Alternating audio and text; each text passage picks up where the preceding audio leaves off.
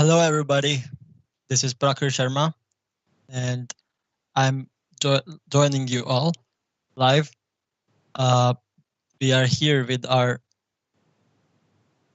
second episode about event organizing, about job opportunities in eSport webinar series, which is brought to you by eSports Gaming Ecosystem Project.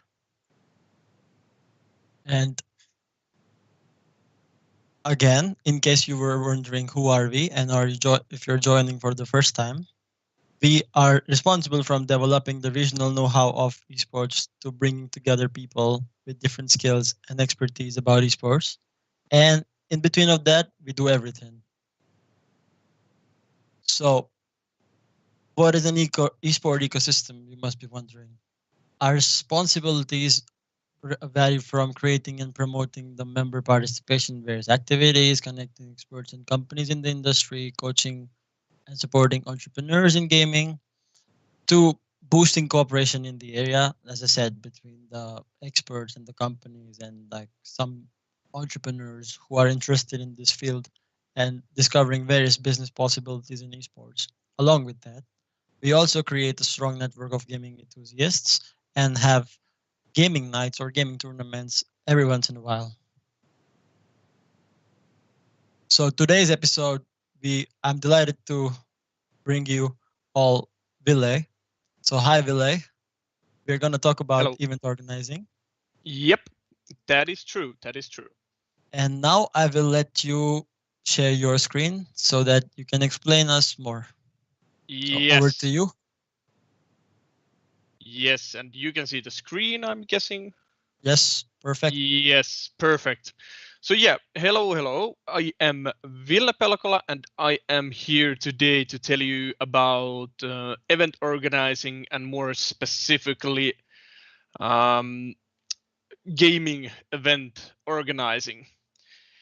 And we've been doing these sorts of gaming events. Let's put it this way: we've been doing those some time now under the well, it's not an official company yet, but under a union called Gaming Barracks. And I'm here to tell you guys a little bit about who we are, what we do, and then go into the specifics how we have been doing our tournaments, the physical ones and online tournaments as well. But we can start it. So just a small info about myself. So I've been gaming since 1999. My first console was a Game Boy Color. I'm guessing my first game was a Pokemon Gold. Was it my first game? And I worked for 4 years as a store manager at GameStop, which was video game retail store here in Finland and also in Northern Europe as well. Worldwide company. I'm guessing quite a few might know that name. And also studying international business in XAMK or QAMK. I've had a couple tries, let's put it this way, about studying, but I noticed that studying might not be the best thing for me, but I've still gotten a lot of good experiences out of that as well. And as I've put there, my hobbies include gaming, but I also do martial arts and outdoor exercising with my dog. And as I mentioned, we've been doing this kind of events under the name Gaming Barracks, and currently I am the chairman of Gaming Barracks RU, and also we're putting up an official business in these upcoming weeks, so you will hear about that more. Ville. Sorry to interrupt you. Yep. I want to know, like, if you don't mind, can I know? Yep. So you, as you mentioned, you were gaming since 1997, and you said I think your first game was Pokemon, right? Yeah, actually, I gave it was 1999. I actually corrected it because Game Boy Color was the first, and it was Pokemon Gold, which was my first game. So yeah. All right. But Yeah. what is your favorite game right now, or since then, whatever you have played? Well, my favorite game, maybe at the moment, I've been playing a lot of CS:GO, but also the new Call of Duty Cold War it's like I have a lot of favorite games. It's kind of like an impossible category, in my opinion, to say what is like your all-time favorite. True. But currently, what I'm playing now, it's the Call of Duty Cold War, the newest Call of Duty game in the franchise, and I've been playing that some already. It launched last week. So. That's cool. I'm waiting for the Warzone to come on that. Yeah, me too. It will make it a lot more interesting as well. Yeah, definitely. But yeah, yeah, we will go to what is Gaming Barracks actually at the moment, and just a small information package here. So, Gaming Barracks was founded 2016 by a group of students in QAMK. I wasn't actually a founding member. It was a few other ex-members who founded it back in 2016. And at the first, the idea was to offer a local LAN event for the students. And if anybody does not know what a LAN event means, a LAN event is sort of like a gaming event with computers or consoles where people gather up and play together in the same space, basically. So that's kind of like a LAN event in a nutshell. And the first idea was to offer a local LAN event for the students back in 2016. And now there is already 9 LAN events organized from the 2016. And this year we've actually, because of the COVID situation, it kind of forced us to look other options. How can we, make more, because we can't make physical LAN events when there's the epidemic going on. So we have now organized 4 online events this year also, and actually we are actually now more focused on the online side, the online tournament side of gaming at the moment. I think it is safe to say that is the future. Yes, definitely, and I will show, you will see in the upcoming slides some some things that you require to do a physical event, and then you will see that it takes actually a lot less to put together an online event. But yeah, we will go through that as well. That is great. That is exactly why most of our audience is here for. But before Yep. you move on to the next slide, I Yep. again have some questions. Yep. You mentioned Gaming Barracks, and you joined it when it was already created. But Yep. was it your first esport exposure to the world of esports, or like were you already acquainted to it even before that? Well, no, I got into Gaming Barracks' activity in 2018, if I remember the year correctly, and the kind of gaming culture. I mean, like I've said, I've been gaming my whole life, but it has been more gaming Casual. gaming, yeah, casual gaming with my friends, playing single player games, etc. But it was kind of like a first contact in gaming events. I have not been, been attending to assemble or anything like a big LAN event, for example, before I joined Gaming Barracks. So it was like a first experience in the gaming event world for me. Okay, that's so cool though. Yeah. Yeah, go on. Yeah, and yeah. Well, like I said, it was like a group of people who voluntarily wanted to share their gaming passion through an event. And now, in the last year or so, we've actually have been looking into making this gaming event organizing a working business model, which is kind of underway at the current moment. Okay.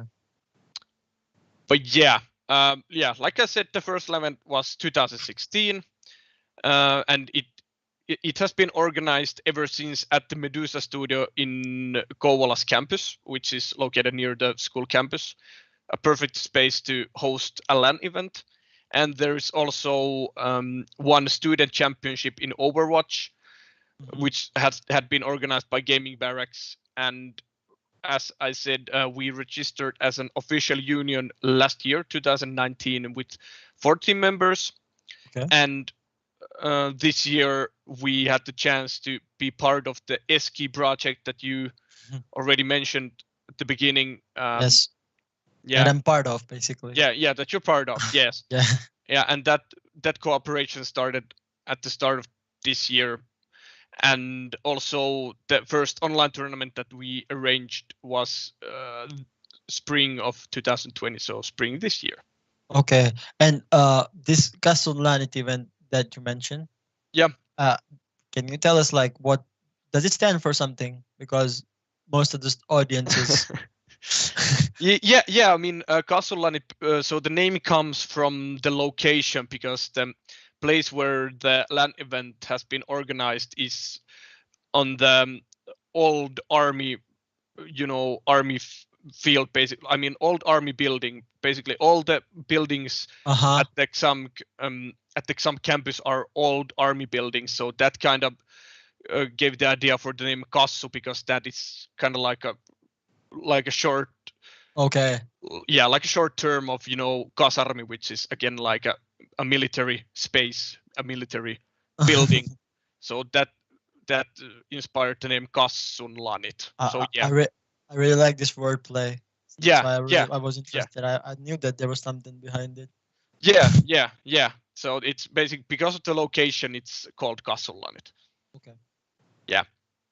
But yeah, that was a small history pack, and now actually we can go to the Kassunlanit that we Okay. actually just mentioned.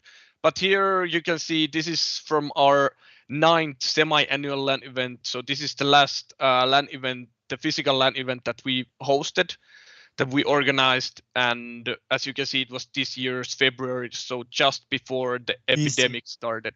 before Corona.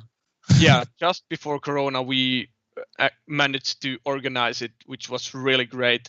And you can see there are a few sponsors and what the Kassulanit, the LAN event whole, like what the event had, but we actually go in a little bit deeper here. Okay. You want to ask something at this point? No. It's Yeah, pretty clear. You're yeah, going great. yeah. But yeah, I mean, so as I mentioned, 9 LAN parties, and they all have been organized at the same place.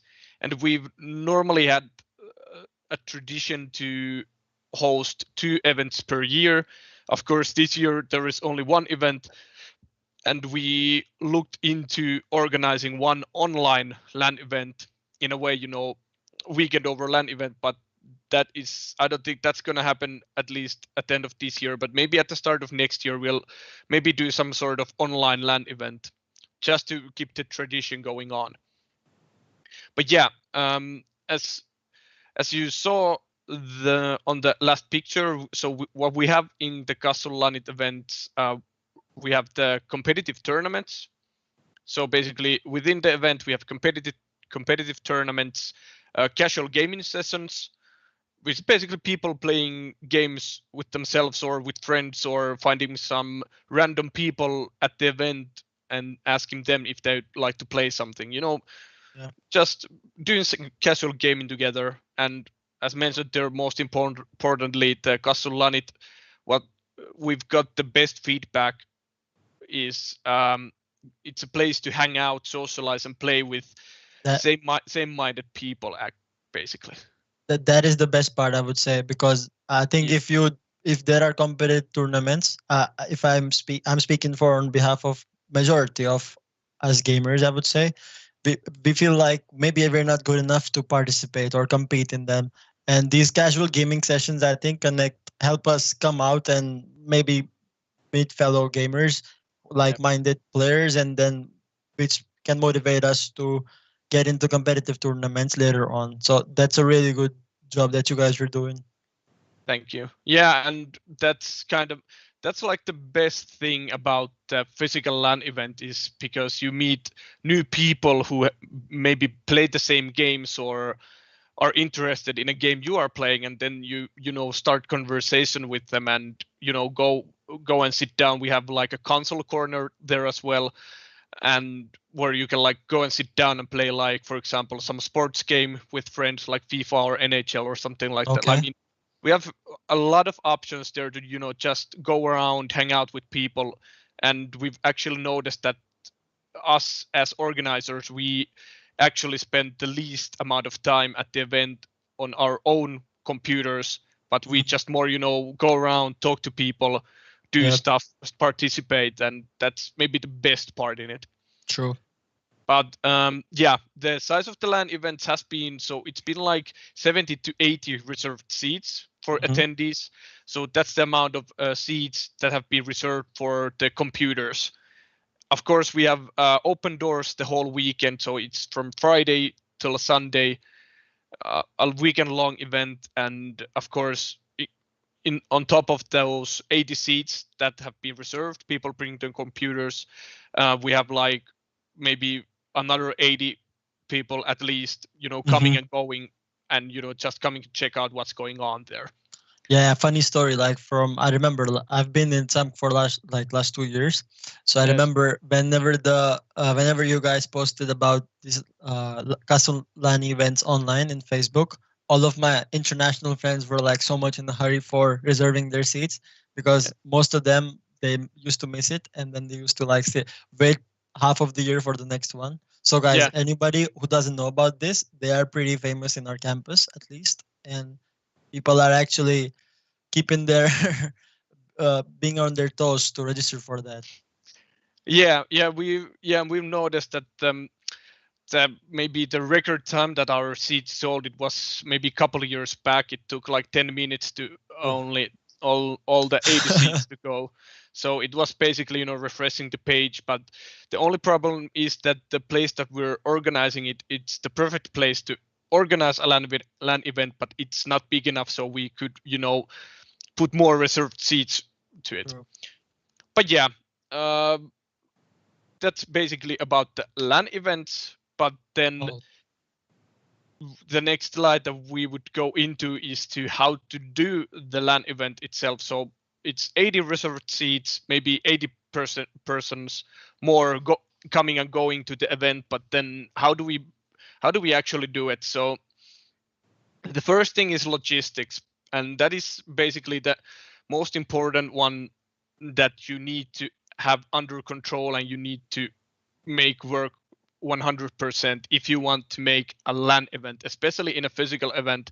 The logistics is the most important part, and network is a priority number one, as mentioned there, yeah. because if you don't have a good network that you're hosting the LAN event, then basically you can do a LAN event with 10 people or less with a poor network, but then when you start growing from there, you always need a good network, because all the games that people are playing, I mean, at least most of the games are somehow connected to connected online, and then when people try to play together, you need to have the network up and running, and it needs to work 100% the whole event. That um, makes sense. yeah, yeah.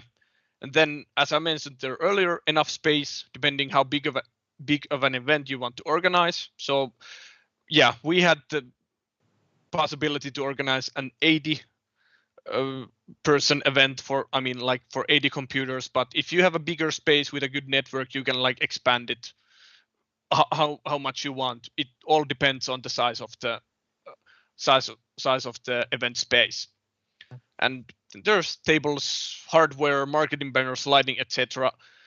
Like all of those, I have two photos following this slide, so you will see kind of like how the setup looks when you're setting it up and what you need. But like tables, hardware, like lots of technical stuff that you need to keep your network up and running, keep your electric up and running, and etc.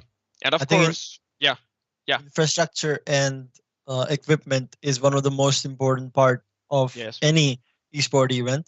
yes, And being someone who hasn't participated in this, I think most of us think, how are they managing to do that? Like even for yes, small events, like how are you bringing all this hardware? How are you like, because different people are accustomed to play differently on different platforms.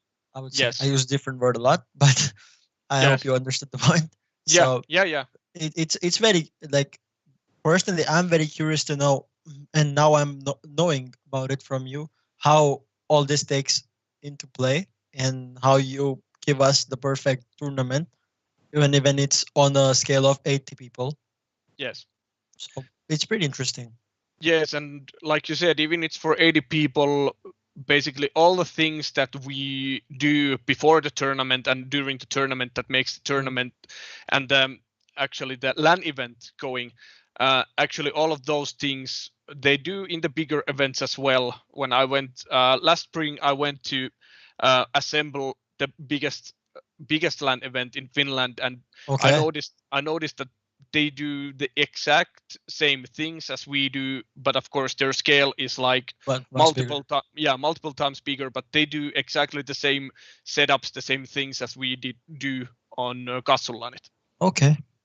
But yeah, uh, there's mention from team for your event if you want to make it casual, competitive, whatever. I mean, you can make it like a normal LAN event, or you can build it around a theme if you want. If you want a more competitive LAN event, then it's also possible. You just have to figure it out. And of course, marketing, that's also most important, social media channels, etc. And then partners, which you saw on the poster that I showed you. We had like 6 partners Yeah. on our last LAN event, and having partners is always a good thing, because then you can organize these kind of competitive tournaments or even more casual tournaments as well. But if you get some partners with you, you can always have some prizes, and people love prizes, even though even Yeah. it's a casual gaming tournament and people win something out of it. It's always people get this good feeling about it. So having some sort of partners, even though this is a smaller scale LAN event, but even in smaller scale LAN events, it's always good to go out and find some partners who would be interested, because they will still have some visibility, a pretty good visibility in the tournament when you have like 3 or 4 main sponsors at the event. Mhm. And here you can see the first picture. So this is how the setup looks before the event is taking place. So we have some advertisement banners there.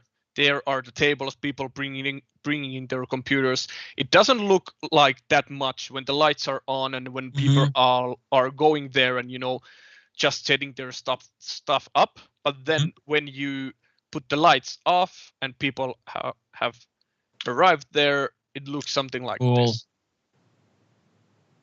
And That again, looks amazing. yeah, and again, this is like depending on the space. The Medusa Studio is a perfect space because you can do stuff with the lighting. You can fully dim out the room, so like there is only little light coming anywhere else but from the computer screens. Of course, the space is always, if you have like a big warehouse building, for example, then it's a lot more harder to make the warehouse building completely dark, for example. And this kind Okay. of theme is always, if you go to any LAN event, it's always really dark, and you have like the only lights that Yeah. you are seeing is coming out of computers or the computer screens. It's kind of like the theme in every LAN event. I think that's what also like the gamers prefer. Whoever's Yes. playing, they don't want these lights or like epilepsy because of the lights.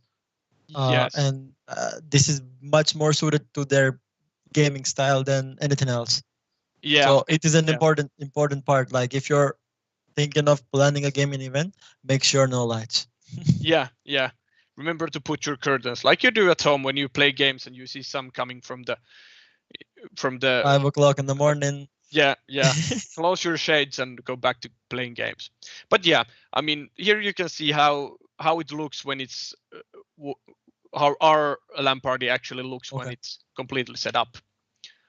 And then the next thing, as I mentioned, I mean, we talked about the LAN events, and like one more mention about the LAN events actually is that it's a weekend long event, but we always do the planning like at least a couple months ahead. We start planning it a little bit, so it's not like we say that okay, next week we will host a LAN event and then we do it, but we normally use at least month or two to thinking what kind of games we want to play there, etc. So it's not a week thing, but of course you can actually organize an event within a week. But the more time you have on hand The to better it is. to prep it, then the more content you will probably have within your event. But yeah, going to online tournaments, because of the COVID this year, we had to come up with a solution. to go with the normal physical LAN events that we've done, and now actually we've done 2 CS:GO tournaments and 1 Valorant tournament. And like I mentioned, the first CS:GO tournament we arranged last spring. The Valorant online tournament took place during summer, and now just last week actually we hosted the second CS:GO tournament. And all of those tournaments have been concentrating in the Kymenlaakso region, so we have not actually started to start a big and going to get players or get teams from every single corner of Finland, but we've actually kept our online tournaments pretty local as well. So gathering teams from Kymenlaakso region has been our goal at the start, and we've noticed that has been actually a really positive thing for us to keep the online tournaments local as well. Yeah, I think I was seeing on the Facebook page that around 1,400 people joined and they were watching it live. Yes, we've peaked. If you go to Twitch, I will put the links there at the end of the presentation. You will see that we had like 1,600 something the total views on last Sunday's final stream, but we also had approximately 1,000 viewers on Saturday and 1,200 viewers on Friday. So when you gather those up, you get like maybe 3,000 total views from the whole weekend. And that is, I would say that's a big number for like a place like Kymenlaakso. Yeah, there are gamers, but they're not very active. I would say they're very. They need some push to like these tournaments to get into touch or get hooked on. Yeah, and you have to look online tournaments in a way that you can go to any weekend. You can go to Twitch, for example, the streaming service, and check if there are any Finnish online tournaments going on, and there might be plenty going on. But the thing is that you have to consider your audience. Like that's maybe the biggest thing that we've noticed, that when you keep it regional, like in the Kymenlaakso region, for example, and you get a lot of interest from people around Kymenlaakso, that's actually an advantage compared to tournaments that are Finnish wide, because we've noticed that those kind of tournaments might not even get that many views, but when you keep it local, then you actually gather more interested viewers in your stream. True. But yeah, there are like, what's our focus on online tournaments? Like, well, I told you that the LAN events, it requires a lot of logistic setup, a lot of upkeeping that network and electricity, and a lot of planning ahead, and then we have to build everything from ground up, carrying around tables, etc. It takes a lot of man labor, but then in online tournaments, the man labor, you don't need that much, but then you have to focus on the big production value, which is actually like our main focus. So yeah, like how we have made our production value grow, and how we've made it, in our opinion, really big already, is that we have casters in every tournament. So like sports commentators, professional setup, lighting, quality microphones, hardware, etc. We have really good computers, for example, which run and are working behind the scenes and on scene as well, running the tournaments. And then the stream, which is basically, you can compare it to a TV broadcast, which we really want to focus on, on the transitions, layouts, background musics, structured schedule. Like you can, when you've done enough streaming, you always notice some small things that you want to add, and then you keep adding them, and polishing the whole stream, and then you will like get, at the end you will maybe get a event that is like perfect in your opinion, but we haven't done a perfect event in our opinion just yet. Okay, so even though they are pretty good ones and pretty massive on a very massive scale, considering the population density, you still think that there should be a perfection touch to the tournament that you're doing. That's great, because you should always, in my opinion, you should always look for something better. Yeah, and you always get more ideas because we have been looking into, making our online streams. I mean, as I said, you have like multiple online streams abroad all over the world going on all the Yeah. time. The thing is that we want to make our streams look at least somehow unique. And Okay. we've looking into, making it more like a sports broadcast, for example, when we're doing these online gaming tournaments, Mm. to make them look like, more like TV broadcast like, and have that kind of production value, then to make it look like give the gaming look. I mean, we want to make our tournaments have the gaming look, but also we would like to, go a little bit to the sports Traditional broadcast sports. side as yeah. Yeah, like you're sitting at home and you're just watching uh Champions League, for Yeah, example, yeah, for like example, Champions League football. for Yeah. CS:GO or something, Yeah, right? yeah, something like that. Yeah, to make it look really professional and have the sport broadcast look to it, because that in that way you can actually attract maybe even people who are not interested at gaming at all, but they see that this looks like a sport, not like a Sport, gaming event. sport. Yeah. Yeah, yeah, but yeah, and here at the next slide we actually see some photos from it, and compared to the LAN event picture where people were carrying their computers and you had like multiple tables, here you only need to have like few tables for the broadcast, for the stream, and there is like before or behind the scenes pictures, how did it look, and then the pictures on the bottom right show Uh-huh. how the stream then basically looked. And the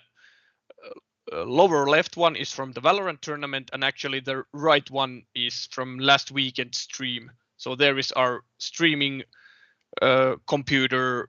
There's me casting, Mike, all the lighting, etc. So from these pictures tell you actually what you need to make the stream look professional enough. And there is a lot of things going on at the background.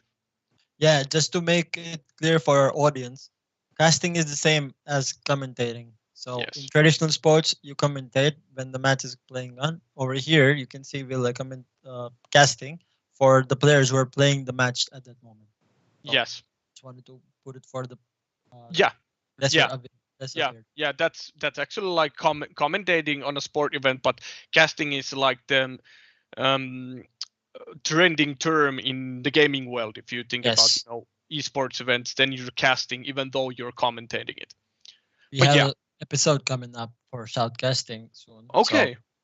I need to look into that as well, because I've been doing all of our online tournaments. I've done the casting, and I've gotten a lot of good feedback. But I also would like some tips if you actually have a casting professional come to talk with you. I'd be sure, really sure. interested here. I'm gonna share the links Yeah, whenever we are whenever we're deciding to stream that one. I'm gonna yeah, share the links and I'm gonna send to you privately yeah, myself. yeah. So, Really but good. yeah, But yeah, I mean, here you saw what it takes. So it has a lot of stuff going on the background, but the audience only sees me and the stream and the games that are being played. And there are like, let's say we've had maybe me added, then it's like maybe 4 or 5 people working on the background, keeping the games running, keeping the tournament running, um, doing everything, like doing stuff on the broadcast, making the stream look good, etc. Like there are a lot of moving parts behind the online tournament, but the thing is that here, compared to the physical events, you only see me talking. But yeah. then when we're doing the physical LAN events, you see a lot of people, going around doing stuff. But here you only see me. So Okay. that's a difference. But if I may ask, how do you Yeah. like which platforms? Okay, that's perfect. I wanted to ask about the marketing part. Yeah, yeah, yeah, yeah, sure. Yeah, that's the next one. So Twitch is our main channel that we've been using on the online tournaments for streaming. We've been looking into YouTube as well, but at the moment we've noticed that Twitch, which is the most popular gaming channel at the moment, that's our place where we wanna stream, at least for the moment. And then another platform which is called Tournament. That's a free tournament website which actually we use to put the tournaments together, like tournament information, tournament brackets, the tournament structure. That is actually a website that kind of like keeps the whole structure together, where the teams can actually see who are they playing against, or what kind of schedule the tournament has, etc. So that's actually a free site called Tournament, which we use have used in every single tournament. And of course, the Discord voice communication channel is our main communication channel within our within our group, and also with the players as well. Event marketing, there are like these online tournaments we've been marketing. We have a couple of communities, big communities, like maybe 500 people communities, our own community included, which we use to market our event, and of course normal social media. And then maybe the most important thing, which is the Twitch viewership, which means that when you have enough viewers on your stream, on your broadcast, you appear on the top 4 category when you look into Finnish events, CSGO events, for example, in this case, that are going on in Finland. And that means that, for example, last weekend, when we put our online tournament up and hosted it, our CSGO stream was the top 2 streams in Finland. Okay. So whenever you went to find out is there any kind of CSGO game related streams going on in Finland, you saw ours as the top 2 pick, and you could like go and see, okay, what's this about? So that's maybe like the most important thing here. If you think about marketing, when you get enough views, you actually get more views when you get more views. And of course, building the hype. That's always a big thing. And a small mention just for the requirements. Yeah, go ahead, ask. No, the prize pool thing that you've mentioned over there, I think it's a good motivation for everybody that's participating. So just was highlighting that for our viewers. Yeah. And actually, you don't have to, if you like want to host your own online tournament, the prize pool, it's not that of a big a deal if you can recruit the players some other way. But the prize pool is maybe for more professional teams, like a lot of professional teams, or at least semi-professional teams, go around all these kind of tournaments depending on how big the prize pool is. But we've actually noticed that the prize pool is not at least that important in our events. But if you want like really pro or at least semi-pro teams coming to play at your online tournaments, online events, then you have to have some kind of prize pool to motivate them to come and participate. But yeah, the requirements, we put them there. It just means that depending on the game, you might have some more moving parts when you put the online event together. Like some games are easier to set up and run than other games. Some other games might require some more manpower for you to, run and make work perfectly. And we had here actually a small mention about eSports in the business, because in event organizing, there are a lot of like online and physical gaming events that involve esports teams. But I'm guessing we might, because time is running out and I know that we have some questions, we can just minimize this and just mention that we actually have already looked into also forming an esports team for Gaming Barracks, at least in a couple of games, which means that you can actually, then we can expand our visibility especially in online events, because then we can arrange something else than online tournament. We can actually make like a showcase event where our team plays against something like for some other team. So in that way, esports teams are also a really important thing, especially in an online event nowadays. Yes, I agree. Yeah. But yeah, I mean, those are my slides, a lot of slides, but thank you at this point for sticking with me and letting me talk here about the slides, etc. And I know that we have questions here, which we are going to dive into in a short moment. But before that, I've put there our Twitch, Instagram, and Facebook links there. basically you can put Gaming Barracks in Twitch, Instagram, and Facebook and find us through there. And I suggest at least looking into our Twitch channel, because there we have every single stream from our 3 online tournaments. So be sure to go in there and see how we actually run our tournaments.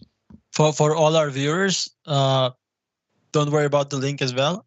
I'm gonna send you the links for joining and viewing all of the Gaming Barracks channels when after the webinar episode has been concluded, and you can easily check them out. So feel free.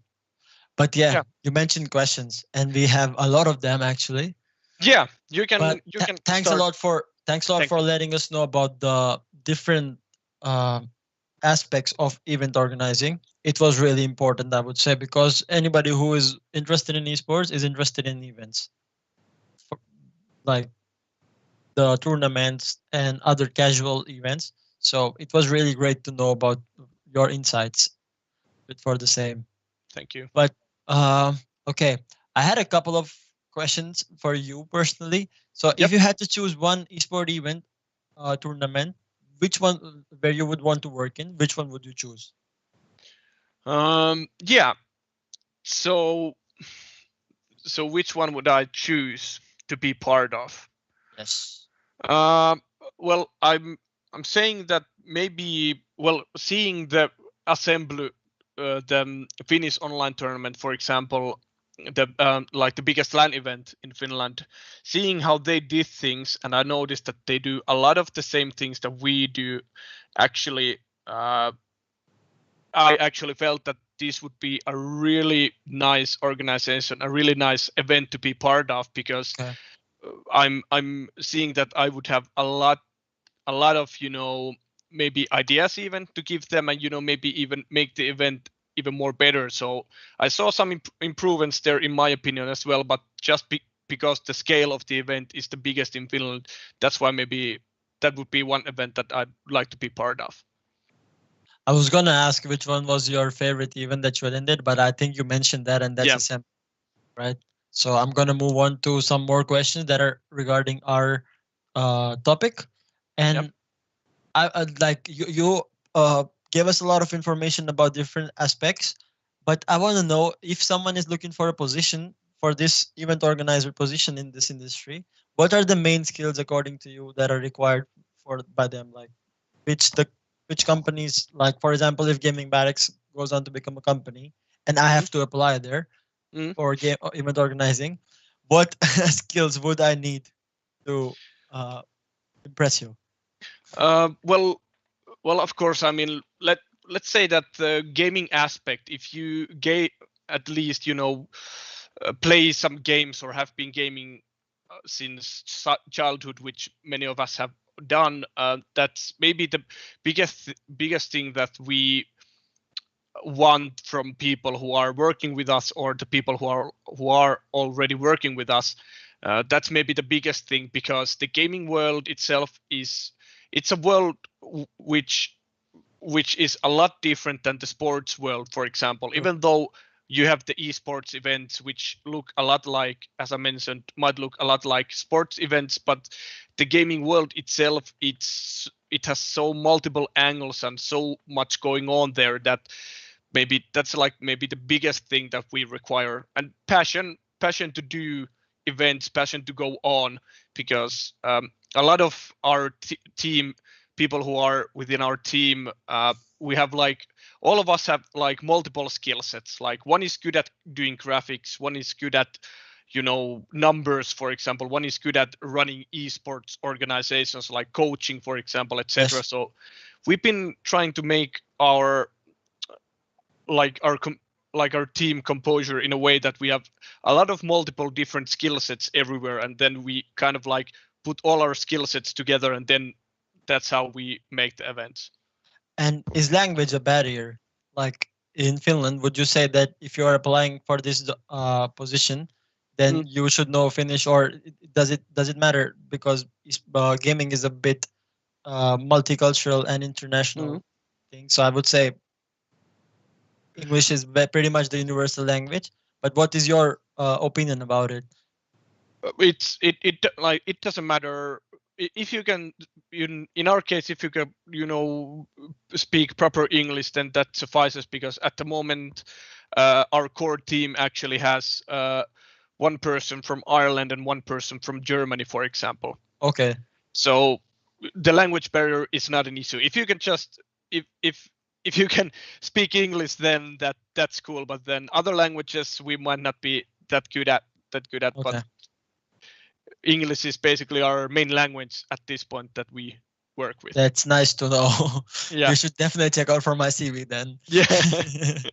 And we have some questions that were asked by our viewers. Yep. So, what are the different? One of them asks, "What are the different entrance channels to the esport industry you could think from the top of your mind?"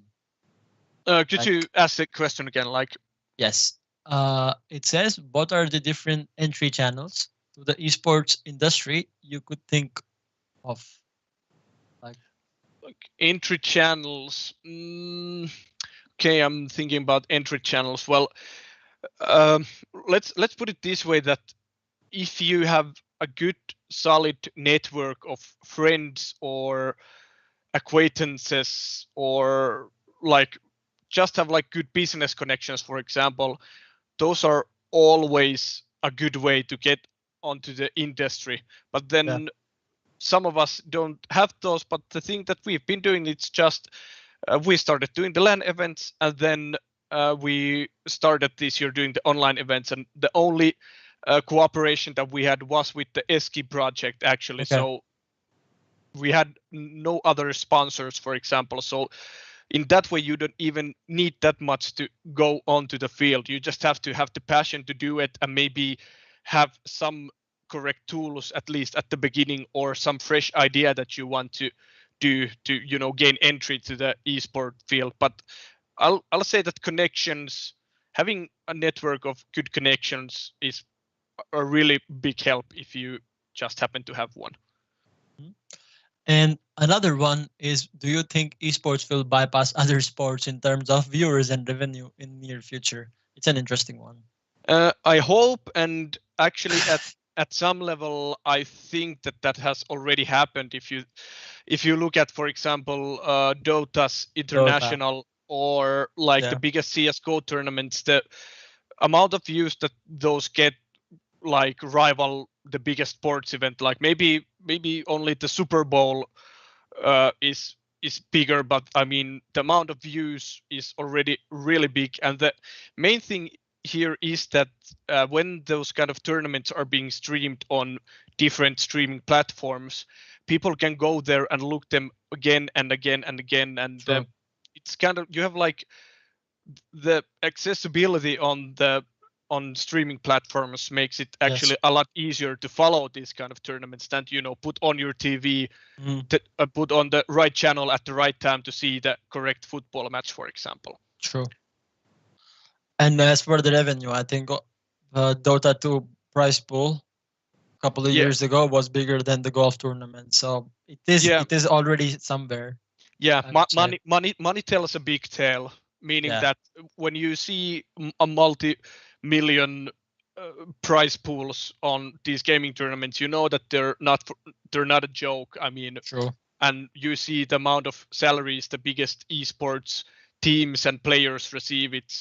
It's mind blowing. So yeah, it's actually already a big thing. But I'm hoping, especially because of the COVID situation, everybody needs to adapt. I hope that esports will even grow even more, especially at least here in Finland. Mm-hmm.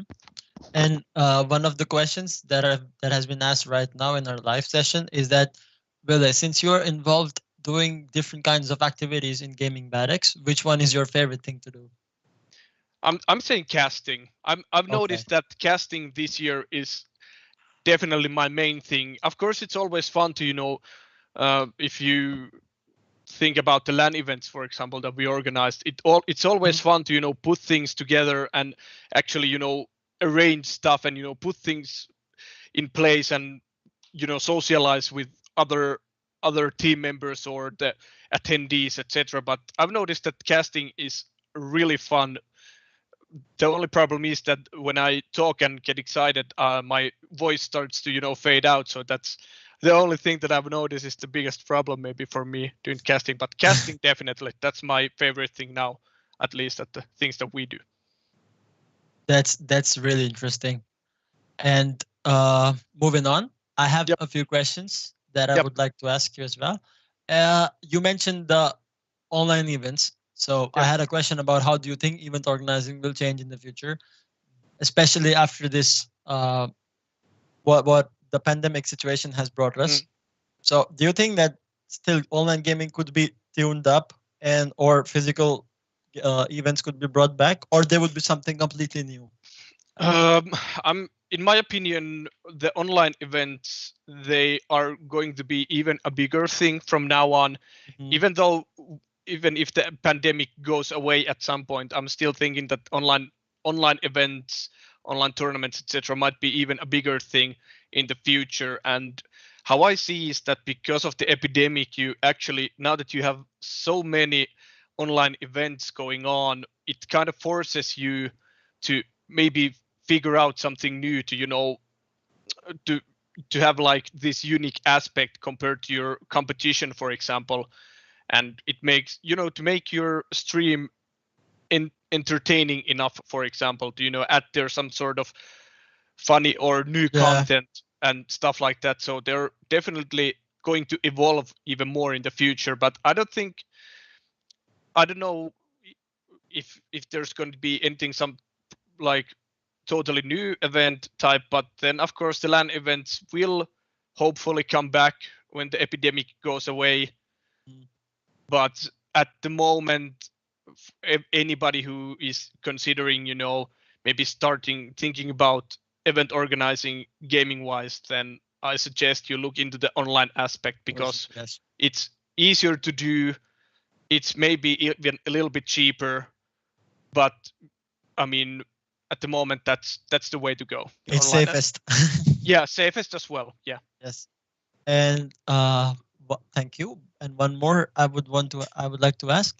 Yep. Uh as a tournament organizer, you have a unique perspective on the local esports, especially of this region. But Yep. what do you think needs to change in the Finnish industry and particularly Kymenlaakso in order for the general public to pay more attention? Like we were discussing that there's already about 1,600 or 1,200 people watching these live streams that of the tournament that you have been Mm. organizing. But you said that they're still not perfect from your end, but I feel that there's something missing of always from the general public point of view too. So Mm. what do you think that there should be changed in the for us to get more general public attention? Mm. Well, in my opinion, like the Finnish gaming industry, if we tackle that one first, Finland has already quite good esports base going on at the moment. But in my opinion, Finland would need more than CS:GO. Like if you think about the famous esports teams, for example, most of the teams are known for their CS:GO teams, and that's where I'd like to see some change. And Finland is maybe the best place in the world to uh, do anything esports related, because as I mentioned, any gaming related events or tournaments, etc., they all require the good network, for True. example. And Finland has, like, I think it has the best networks in the world and the cheapest ones as well. So we have basically the infrastructure ready, and we should have even more teams and even more teams on different games. And I think like our esports culture could be a lot bigger than it is now. I'm not saying that it is small right now, Yeah. but True. it could be bigger. But then if we think about Kymenlaakso, well, yeah, that's kind of like the thing that it's kind of like the void that we're trying to fill with Gaming Barracks, is Uh huh. because you can see a lot of cities have at least one or two some sort of esports organizations um, going on, but in Kymenlaakso you don't actually have any, and that's actually the gap or the void we want to fill at the moment in Kymenlaakso. But yeah, it's just just requires a lot of work and a lot of breaking barriers, because people who don't know anything about gaming, they have a lot of how could I put it? Skeptical Yeah, they're opinion. really skeptical. Yeah, Yeah, really true. skeptical on the whole business or the whole gaming. Hmm. So yeah, Maybe more awareness, I would say.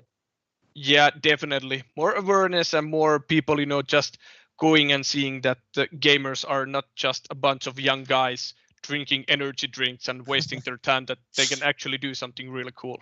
Yeah, yeah, we're just not a bunch of geeks. Yeah, yeah.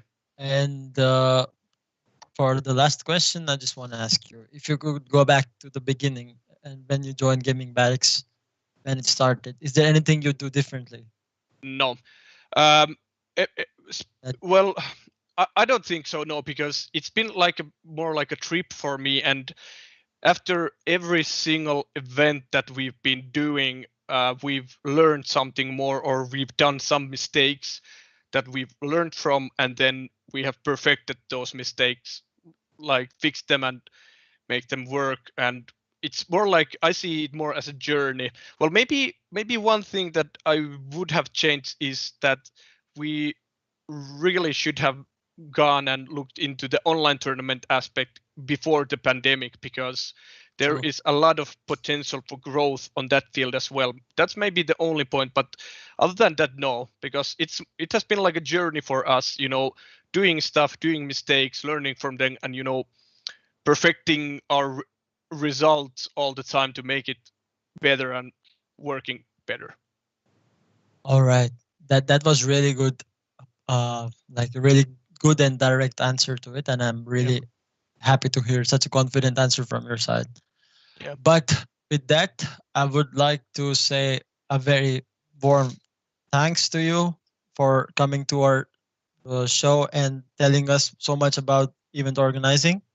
And as we already promised, I'm gonna share this links for your Twitch, Instagram, and Facebook channels with our audience, and we're gonna share it on our Facebook page as well, if you don't mind. Yep. And Sure.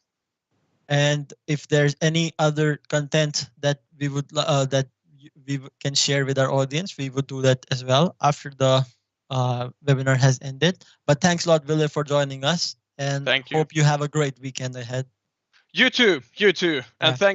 thank you for this opportunity. This was my second webinar in 2 days, and I've been talking about streaming, and today I talked about Gaming Barracks. So it's been quite enjoyable 2 days, coming to tell people about what we do and what we enjoy doing, because this business that we're on, it's a really exciting one, a really new Yeah. one, and I mean, it's just great. But I mean, thank you again for this opportunity, and thank you for anybody watching the stream for being here with us today. Thank Yes. you. And I would like to quickly share my screen.